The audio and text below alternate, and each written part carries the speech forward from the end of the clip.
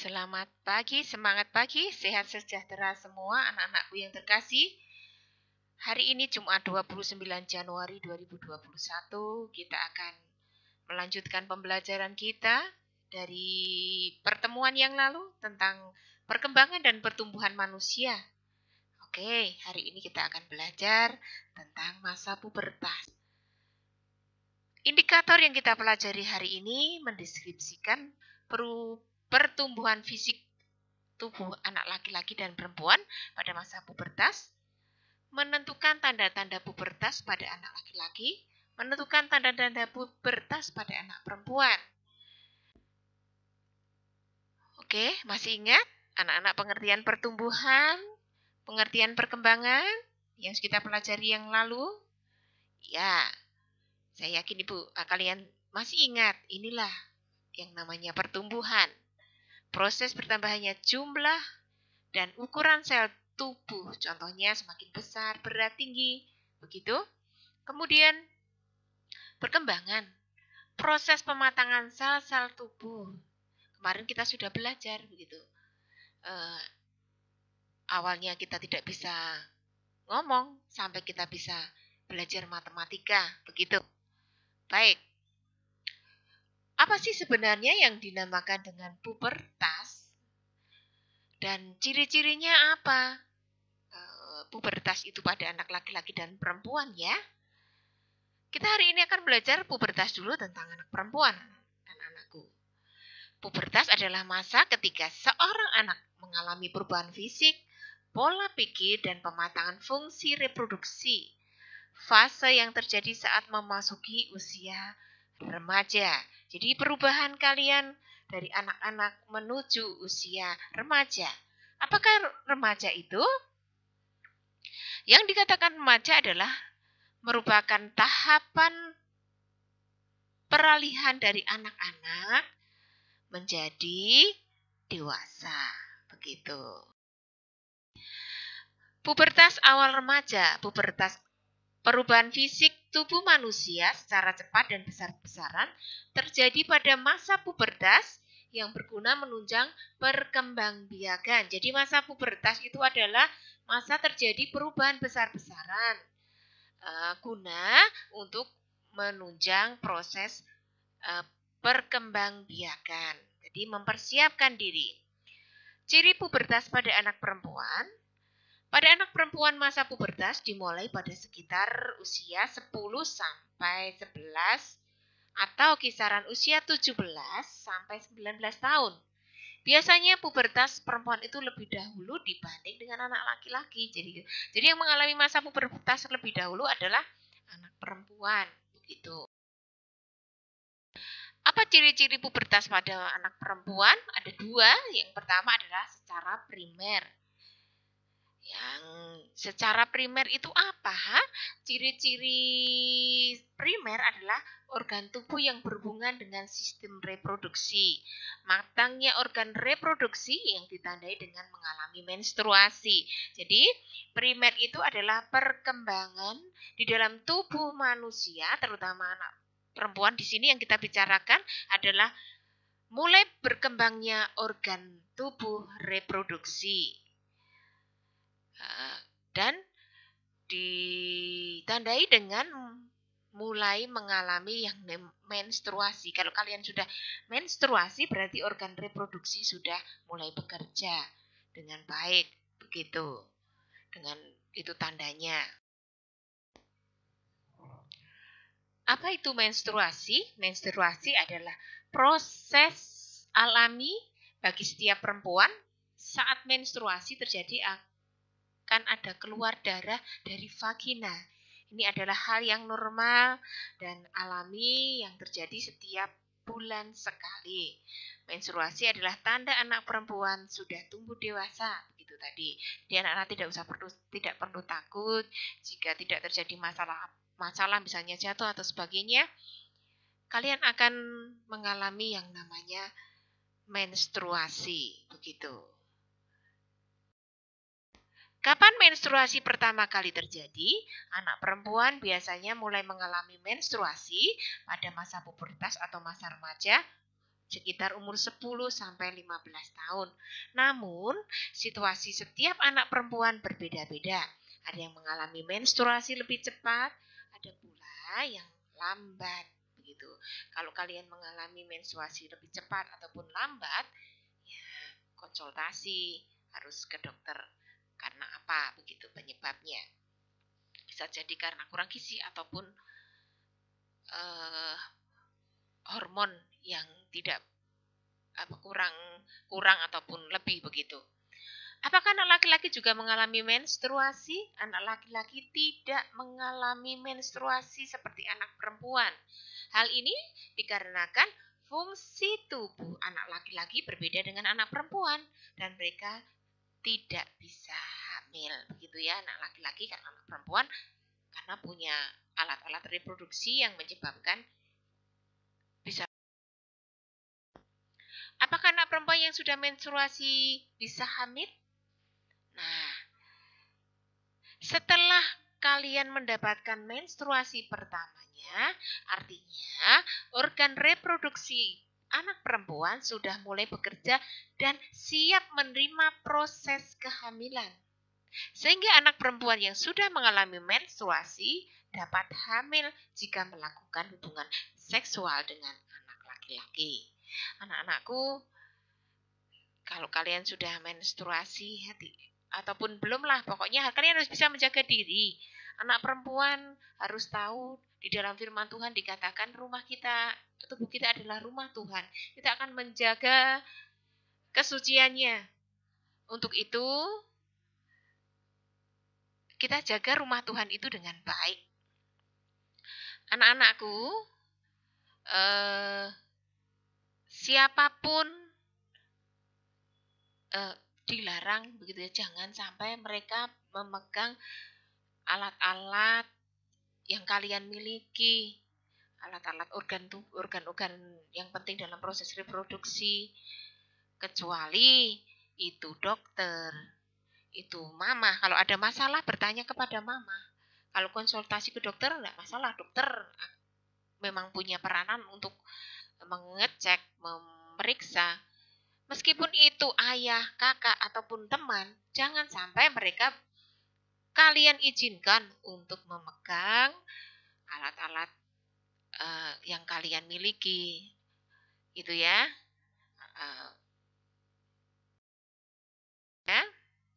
Apa yang harus dilakukan pada saat menstruasi? Ketika ia mengalami menstruasi, maka kita harus menggunakan pembalut untuk menampung darah yang keluar dari vagina. Ada 2 jenis pembalut yang bisa digunakan anak-anak, yaitu pembalut sekali pakai dan pembalut yang bisa dipakai ulang. Apa bedanya?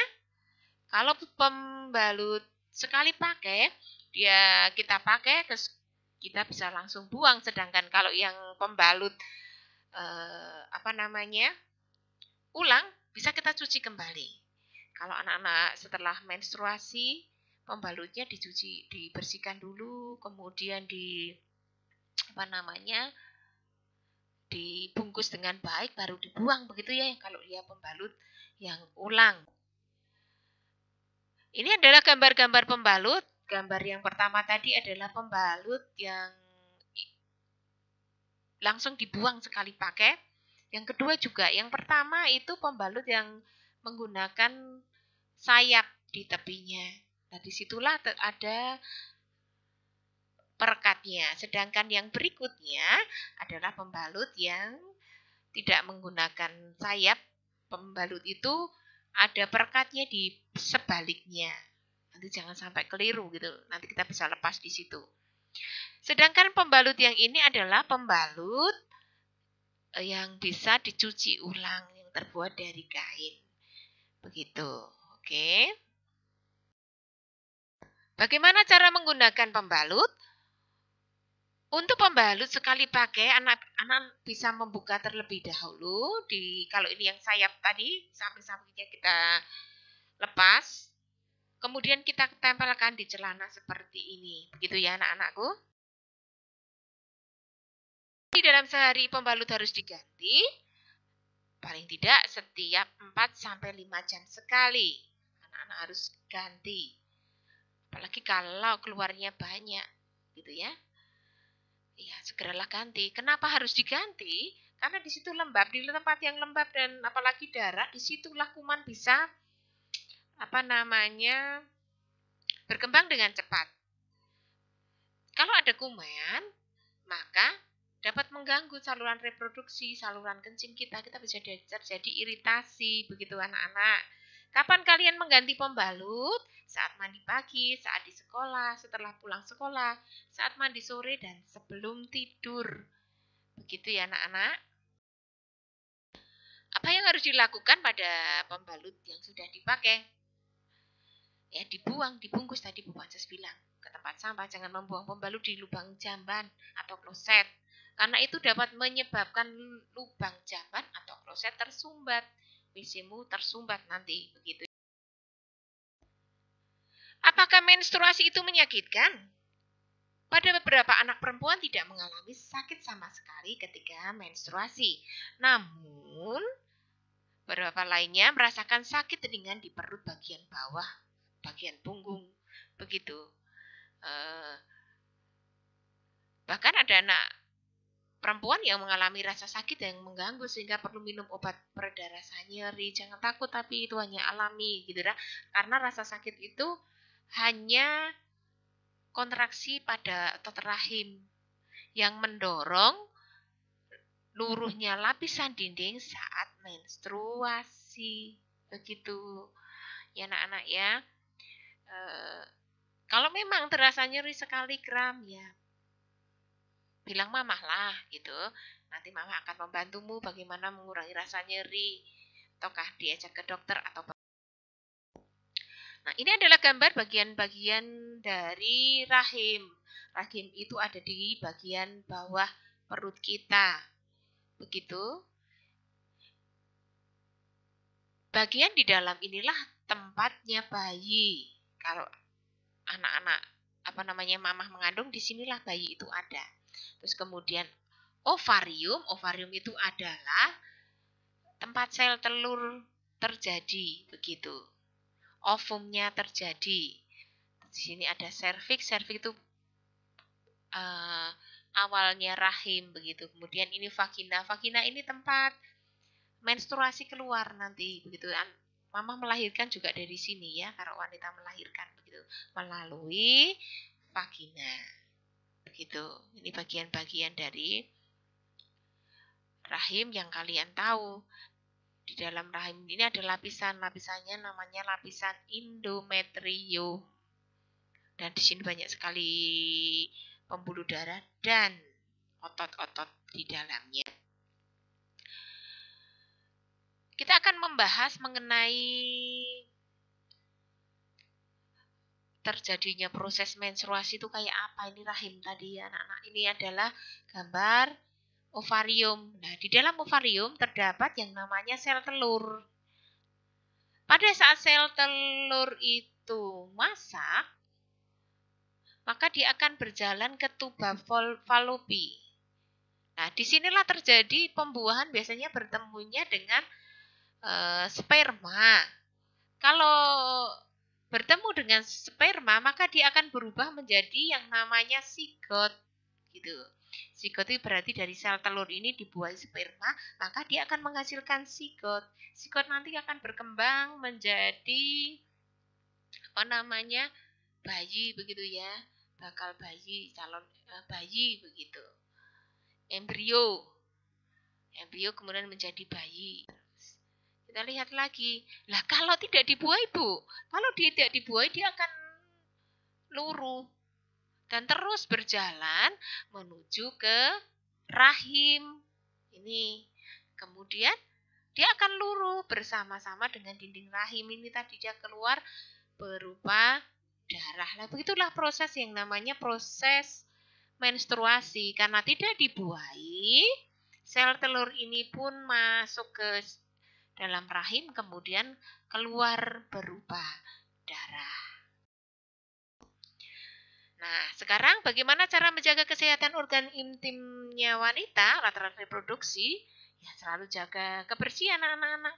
Ganti pembalut agar tetap kering dan tidak basah, begitu. bersih juga. Jangan memakai pembalut atau celana dalam yang basah.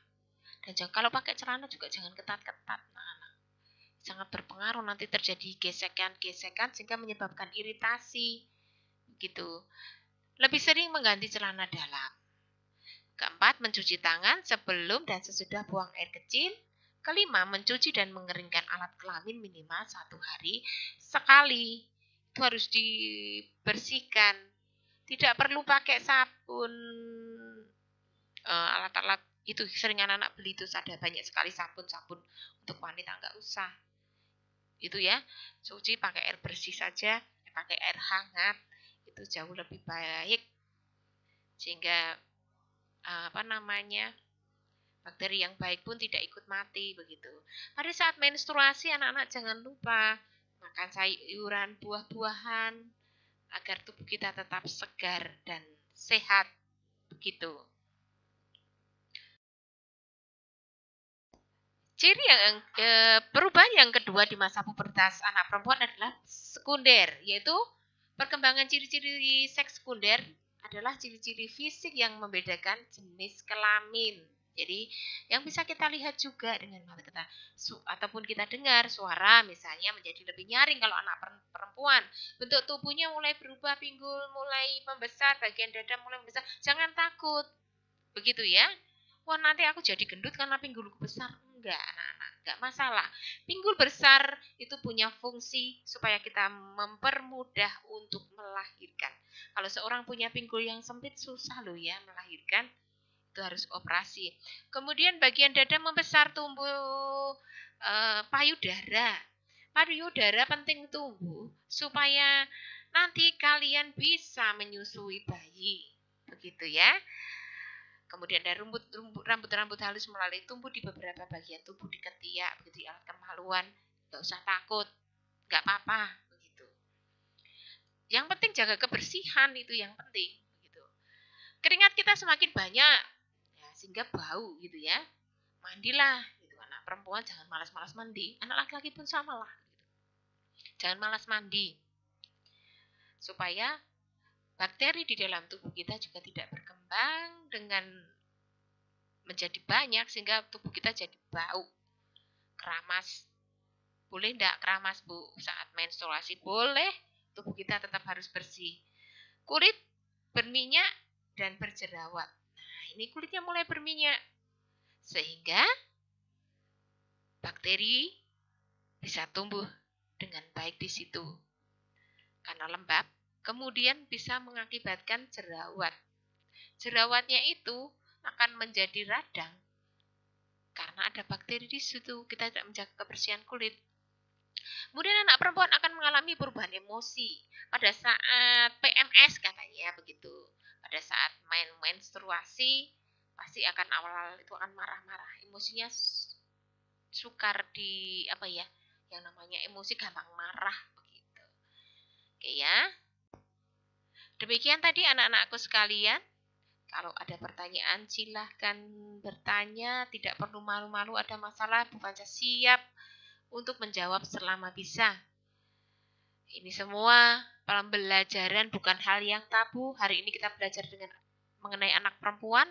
Pertemuan berikutnya kita akan bicara tentang anak laki-laki. Kalau ada masalah tadi Bu Panca bilang, konsultasikan. Silahkan bertanya kepada ibu ataupun kepada mama bagi anak perempuan. Terima kasih. Tuhan Yesus memberkati. Semoga bermanfaat. Amin.